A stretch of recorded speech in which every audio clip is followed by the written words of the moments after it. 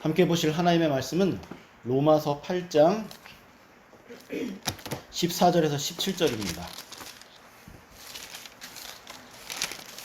로마서 8장 14절에서 17절 말씀입니다.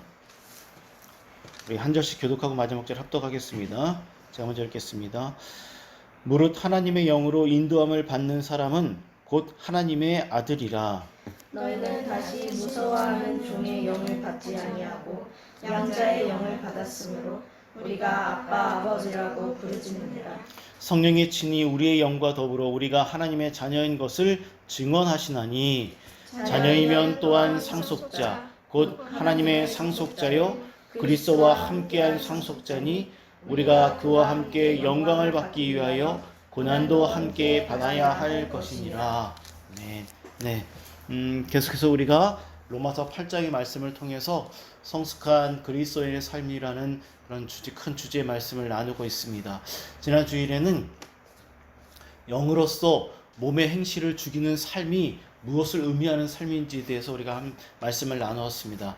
여러분들 일주일간 살면서 여러분들 안에서 또한 성령께서 역사하시는 대로 여러분들이 죄에 대해서 대항하고 저항하고 또한 이렇게 거부하는 온 마음과 온 몸으로 거부하며 그리고 죄를 멀리하며 이렇게 죽이는 삶을 살았는지 이 시간 여러분들 자신을 겸손히 돌아보시고 또 우리를 또 기뻐하시고 또 우리를 정말 사랑하시는 그 주님 앞에서 회개하고 또 겸손히 은혜를 구하면서 계속해서 성령께서 나를 인도하시는 대로 내가 살아갈 수 있도록 은혜를 베풀어 달라고 그렇게 기도하시기를 부탁을 드립니다. 오늘 이 시간에도 저는 계속해서 성령 하나님께서 인도하시는 삶에 대해서 여러분들과 함께 말씀을 나누려고 하는데, 저는 오늘 또한 이 14절부터 17절의 말씀을 통하여서 성령 하나님께서 좀 더 구체적으로 우리의 삶을 어떻게 인도해 가시는지 여러분들과 함께 말씀을 나누면서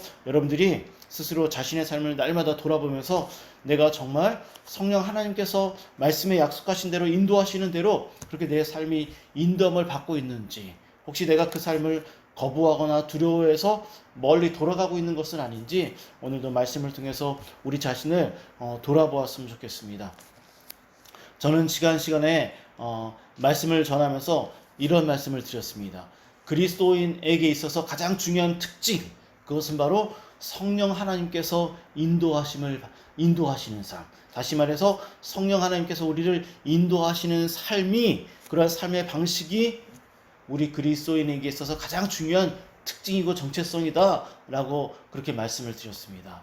이 말은 성령 하나님의 인도를 받지 않고서는 온전한 그리스도인의 삶을 살 수 없다라고 그렇게 말씀을 드렸습니다. 그러면 이제 이런 생각 가운데 우리 14절 말씀, 성령 하나님께서 인도하시는 사람은 어떠한 사람인지 14절 말씀을 다 함께 읽도록 하겠습니다. 14절입니다. 시작.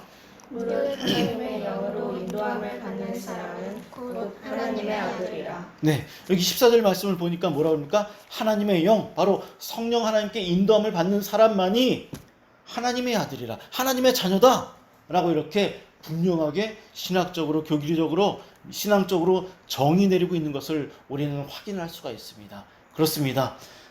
하나님의 영으로 인도함을 받는 사람만이 하나님의 아들이다 라고 그렇게 말을 하고 있다라는 것입니다.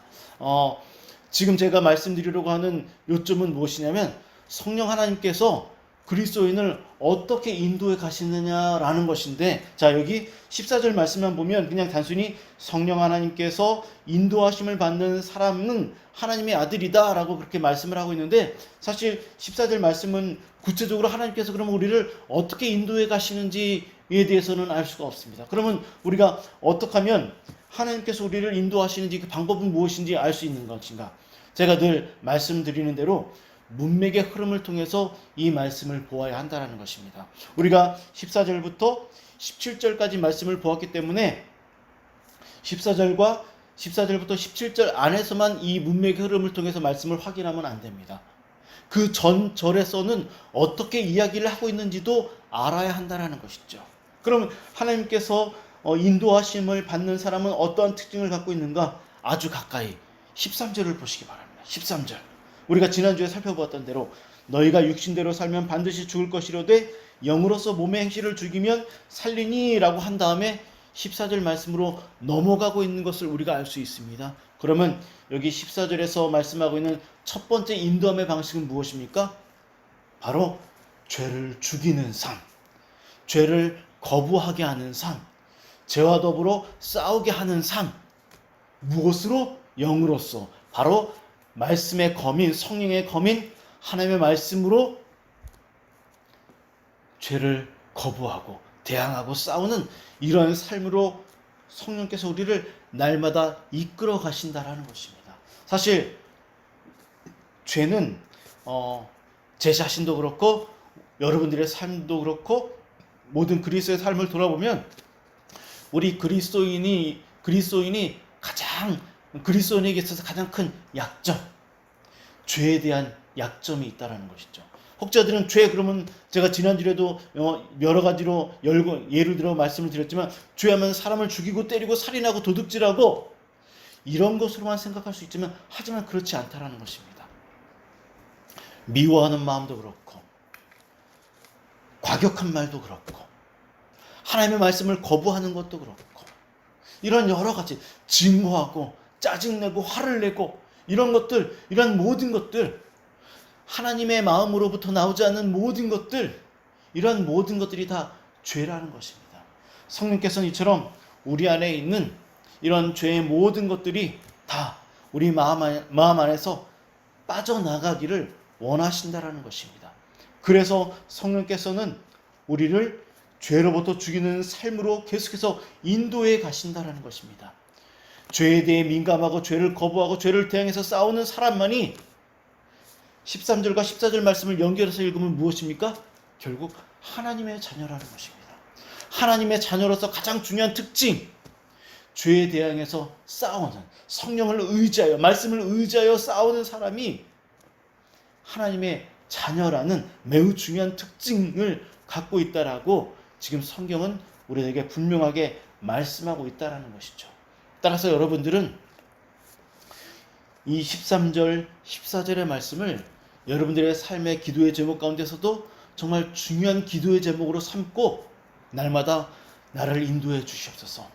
주님이 기뻐하시는 삶으로 인도하시고 또한 주님이 기뻐하시지 않는 것들에 대해서 대항하며 거부하며 살아갈 수 있도록, 그리고 혹시라도 우리가 연약한 죄인이기 때문에 실패한다면 즉시로 하나님 앞으로 주 예수 그리스도 앞으로 나아가서 회개하며 다시금 성령님의 인도를 받으며 살 수 있도록 은혜 베풀어 달라고 그렇게 기도할 수 있는 우리 모두가 되어야 한다라는 것을 여러분들이 분명히 명심하시기를 다시 한번 더 부탁을 드리도록 하겠습니다. 그리고 계속해서 연결해서 우리 15절 말씀을 읽도록 하겠습니다. 15절입니다. 읽겠습니다. 시작. 너희는 다시 무서워하는 종의 영을 받지 아니하고 양자의 영을 받았으므로 우리가 아빠 아버지라고 부르짖느니라. 네, 계속해서 성령 하나님께서는 어떠한 방향으로 우리를 인도하시는가, 어떻게 이끌어 가시는가 보니까 15절에는 또 이렇게 말을 합니다. 너희는 다시 무서워하는 종의 영을 받지 아니하고 양자의 영을 받았다. 따라서 그러므로 너희들은 하나님께 기도할 때 아니면 힘들고 어려울 때 고난 중에 있을 때든 언제든 하나님을 향하여 아빠 아버지라고 부르짖을 수 있도록 성령 하나님께서 너희들을 인도하시고 그 은혜를 너희들에게 베풀어 주셨다라고 말씀하고 있다는 것입니다. 그럼 우리가 확인해 보아야 되겠죠. 그러면 먼저 무서워하는 종의 영을 받지 아니하였다. 이것은 어떤 의미인가? 이것은 이런 것입니다. 로마서가 기록되어질 당시 2000년 당시 그 당시에 살았던 종이나 노예들, 그들은 주인이 매우 두려운 존재였습니다. 그래서 주인이 말을 하면 기쁨으로 주인의 말에 순종하지 않았습니다. 주인이 말을 했을 때 혹시 순종하지 아니하면 매를 맞거나 혼나거나 잘못하면 죽음을 당할 수도 있었기 때문에 그것이 너무나 무섭고 두려워서 어쩔 수 없이 살고 싶어서 혼나기 싫어서 어쩔 수 없이 순종할 수밖에 없었던 그러한 종에 대한 이야기를 하는 것입니다. 바로 이런 것이죠. 무서워하는 종의 영을 받지 아니하고, 그렇다, 너희들은 이제 더 이상 그러한 삶을 사는 것이 아니다. 하나님께서 너희들을 하나님의 자녀 삼아 주신 이유는 무서워서 두려워서 혼날까봐 순종하도록 이끌기 위해서 너희를 부르신 것이 아니라는 것입니다. 그럼 하나님께서 우리들을 어떻게 부르셨는가? 바로 양자의 영을 받았으므로 라고 말을 하는 것입니다. 양자의 영, 양자의 영, 양자의 영은 무엇을 의미하는가? 지금으로 말하면 바로 입양되었다라는 것입니다. 입양되었다. 여러분들 입양이라는 말을 잘 알 것입니다. 우리 홈스쿨을 하는 가정 중에서 모 가정에서 아들을 입양한 가정이 있습니다. 그죠? 그래서 우리는 입양이 무엇인지를 잘 알고 있습니다. 여기 양자라는 것은 바로 입양을 의미하는 것입니다. 양자라는 것은, 입양이라는 것은 본래 자녀가 아닌데도 불구하고 다른 사람의 자녀, 다른 부모에게서 태어났는데 법적인 절차를 통하여서 나의 자녀, 우리의 자녀, 한 가정의 자녀로 삼는 것을 입양했다, 양자를 삼았다라는 것입니다. 하나님은 우리를 양자 삼아 주셨다라는 것입니다. 그러면 이 양자 삼아 주셨다라는 이 의미에는 어떤 의미가 있느냐면은 우리는 처음부터 하나님의 자녀가 아니었다라는 것을 의미하는 것입니다. 우리는 다 죄로 죽어 있던 죄인이었다라는 것을 지금 의미하는 것입니다. 그런데 하나님께서 아들이신 예수 그리스도를 죽이심으로 인하여서 그 아들의 피값의 공로를 통하여서 우리를 하나님의 자녀 삼아 주시는 양자로 입양해 주셨다라는 것이죠. 근데 이 양자라는 의미가 무엇인지를 좀 더 크게 그 의미를 확고하게 알기 위해서는 2000년 당시에 이 양자라는 의미가 어떤 의미가 있는지를 알 필요가 있습니다. 2000년 당시에 이 양자라는 의미는 어떤 것이냐면 바로 이런 것입니다. 양자가 되면 법적으로 아버지가 된 사람이 양자인 그 아들이나 딸을 법적으로 무한한 책임을 지게 되어져 있습니다. 그가 혹시 죄를 짓거나 잘못을 하게 되면 무한적인 책임을 짓고 대가를 치르고 그 아들을 지켜줘야 하는 책임이 있습니다. 그리고 양자를 삼을 때 만약 그 자녀가 어떤 사회적으로 다른 사람에게 빚을 지고 있거나 아니면 어떤 죄를 짓거나 어떤 책임을 질 일이 생겼다면 그 모든 잘못에 대해서, 빚에 대해서 책임을 지고 대가를 치르고 그 양자를 자신의 자녀로 삼게 되는 것이죠. 그뿐만이 아닙니다. 양자 삼게 되면 그 자녀에게 아버지가 갖고 있는 재산을 다 주는 상속권을 그 자녀에게 줄 수 있게 된다는 것입니다. 양자는 바로 그런 의미가 있다는 것이죠. 그렇습니다. 하나님께서도 분명히 우리를 양자 삼아 주실 때 우리를 위해서 아들을 내어주시는 대가를 치르셨을 뿐만 아니라 우리가 하나님의 자녀로 살지만 여전히 부족해서 죄를 질 때마다 우리의 모든 죄를 용서해 주실 뿐만 아니라 여전히 우리를 향하여서 죄 없다, 죄를 발견할 수 없구나라고 말씀해 주시는 이 은혜를 우리에게 베풀어 주고 계신다라는 것입니다. 바로 아들을 통하여서, 아들이라는 대가를 통하여서 이 큰 은혜를 우리에게 베풀어 주신다라는 것입니다. 15절 말씀을 다시 보시기 바랍니다. 15절 말씀을 보면 양자된 이 양자에게 매우 중요한 특징이 하나가 있는데 어떤 것입니까? 양자의 영을 받은 사람들은 하나님을 향하여서 아빠, 아버지라고 단순히 아빠, 아버지라고 부르는 것이 아니라 부르짖을 수 있게 되었다라고 말을 합니다. 큰 소리로 부르짖을 수 있다라는 것입니다. 그러면 아빠라는 말은 무엇인가? 아빠라는 말은 아바, 아빠라는 이 말은 바로 아버지를 향하여서 어린 자녀가 혀 짧은 소리로, 아기 때 내는 소리로 혀 짧은 소리, 아빠, 아빠라고 아빠를 향하여서 큰 소리로 부르짖을 때 쓰는 말이 바로 아빠라는 것입니다. 아바라는 것입니다. 이 아빠라는 의미는 어떤 것이 있냐면 자녀와 아버지 안에 끊어질 수 없는 매우 소중한 사랑과 인격적인 어떤 경험을 통해 갖고 있는 어떤 큰 유대 관계가 이 안에 함이 되어져 있다는 것을 의미하는 것입니다. 이것은 단순히 그냥 지식적으로 알고 있는 사랑이 아니라 경험을 통하여서 우리 아버지가, 우리 아빠가 나를 얼마나 사랑하시는지에 대한 확신, 경험을 통하여 갖고 있는 확신이라는 것이죠. 그래서 여러분들은 어떻습니까? 아빠를 향하여서, 엄마를 향하여서 힘들고 어려울 때 아빠, 엄마 큰 소리 치면서 언제든지 아빠, 엄마의 품에 가서 기대고 안기고 자신이 힘들었던 모든 이야기를 토로하고 이야기하고 하소연하지 않습니까? 바로 이것을 의미하는 것입니다.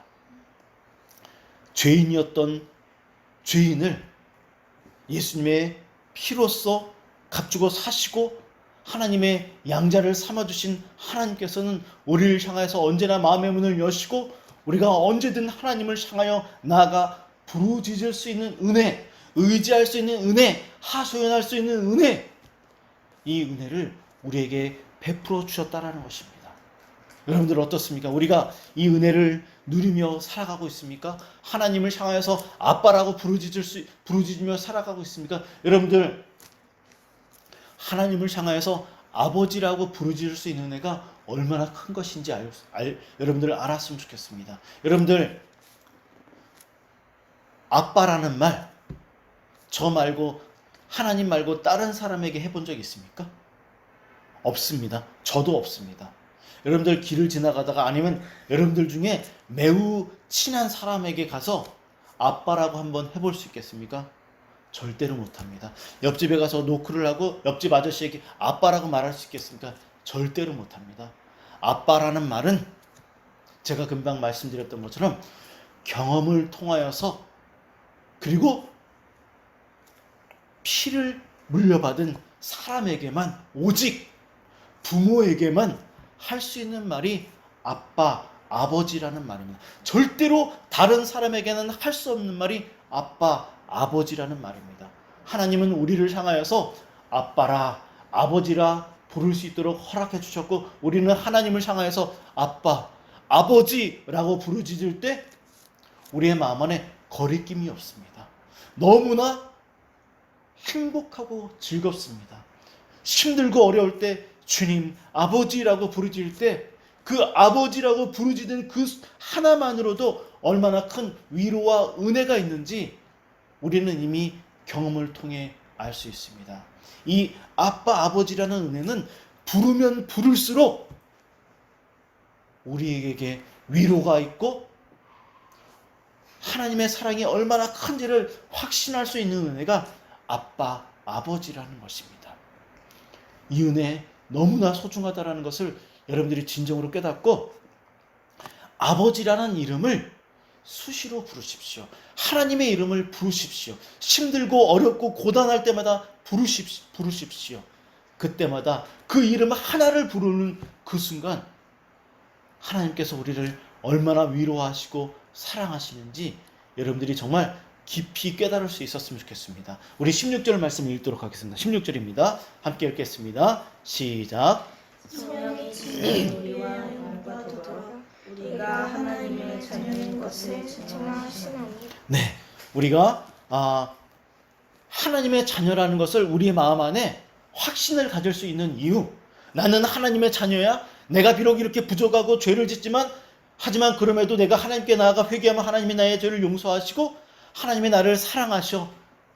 이런 확신을 가질 수 있는 이유, 언제든 하나님 앞에 나가서 아버지라고 부르짖을 수 있는 이유, 하나님을 의지할 수 있는 이유, 그것은 바로 성령 하나님께서 우리의 마음 가운데서 너는 하나님의 자녀야, 하나님이 너를 사랑하셔 라고 이렇게 계속해서 증언해 주시고 말씀해 주시기 때문에 우리 안에 그런 확신이 있다는 것입니다. 성령 하나님께서 우리의 마음 가운데서 인도하시는 가장 중요한 역사 중에 하나가 무엇이냐면 우리가 힘들고 어려울 때마다 너는 하나님의 자녀야, 하나님이 너를 사랑하셔 라고 말씀해 주신다라는 것입니다. 우리 한번 고린도전서 12장 3절 말씀을 읽도록 하겠습니다. 고린도전서 12장 3절입니다.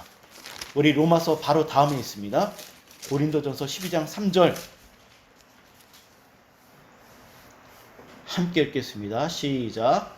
그러므로 내가 너희에게 알리노니 하나님의 영으로 말하는 자는 누구든지 예수를 저주할 자라 하지 아니하고 또 성령으로는 아니하고 예수를 주시라 할 수 없느니라. 네, 성령 하나님께서 역사하시기 때문에 우리가 예수님을 우리의 구주라고 고백할 수 있다라는 것입니다.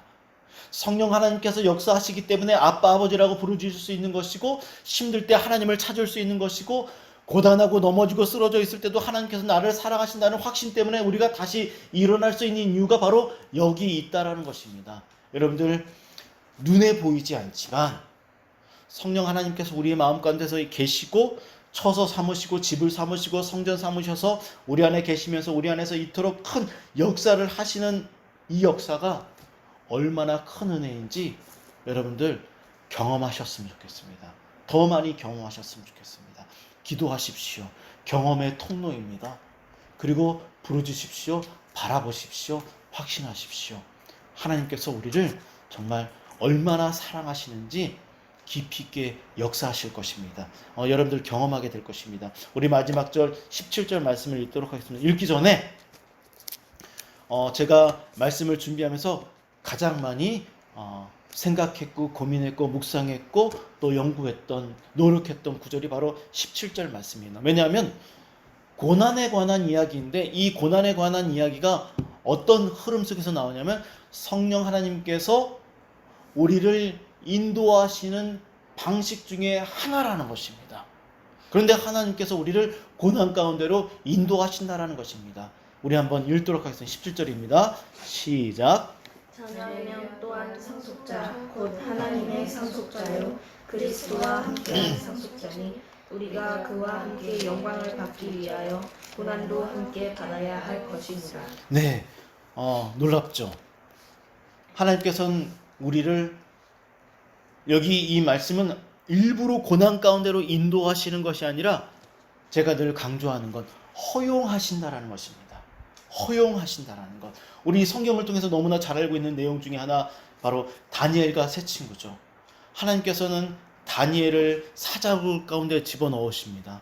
세 친구들을 그 용광로 불구덩성 위로 집어넣으십니다. 그리고 그 안에서 만나주셨다라는 것입니다. 여러분들 고난받고 있는 사람들 보면 너무나 마음 아프죠. 그런데 저도 부교육자 생활을 통해서 경험했던 것인데 고난받고 있는 성도를 위로하러 갔을 때 오히려 고난받고 있는 성도가 저를 위로하는 경험이 있었습니다.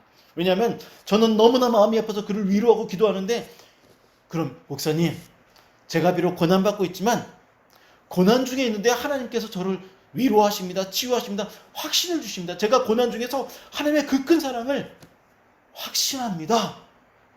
우리는 모르지만 고난 중에 있는 성도는 고난 가운데로 찾아오시는 불구덩 속으로 들어오시는 그 하나님의 은혜를 경험한다라는 것입니다.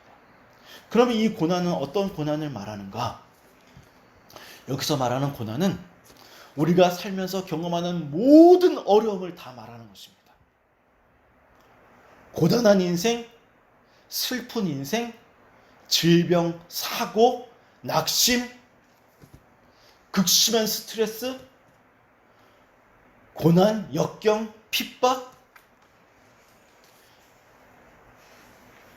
재해, 재난, 기후변화로 인한 고통스러운 삶, 이런 모든 슬픔과 고통과 역경이 다 이 고난에 해당하는 것입니다.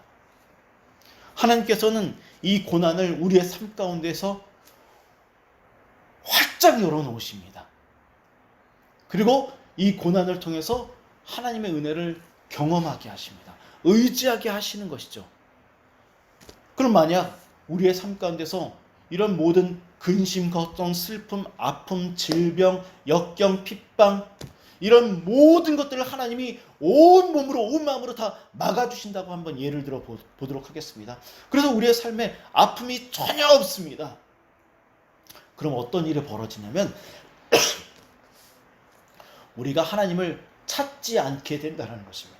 하나님을 의지하지 않게 된다는 것입니다. 왜냐하면 하나님을 의지하지 않아도 너무나 평탄하고 행복하고 즐겁기 때문입니다. 실제로 통계를 보면 복지가 정말 잘 되어져 있는 이 북유럽, 이 유럽 국가들을 보면 복지가 너무나 잘 돼 있어서 그들이 하나님을 잘 찾지 않는다라는 통계가 있습니다. 가난하고 힘들고 어렵고 역경이 많을수록 하나님을 더 찾는다라는 실제적인 통계가 있습니다. 그렇습니다. 하나님이 우리에게 고난을 허락하시는 이유, 우리의 믿음을 연단하시기 위해서입니다. 여러분들 삶에 어려움이 오면 스트레스가 오고 짜증이 나고 힘들고 아픔이 오고 질병이 찾아오고 너무나 막 어려우면 그때 하나님을 찾아야 된다는 신호이고 사인이라는 것으로 여러분들 받아들였으면 좋겠습니다. 그래서 그때 아빠, 아버지를 부르짖으십시오.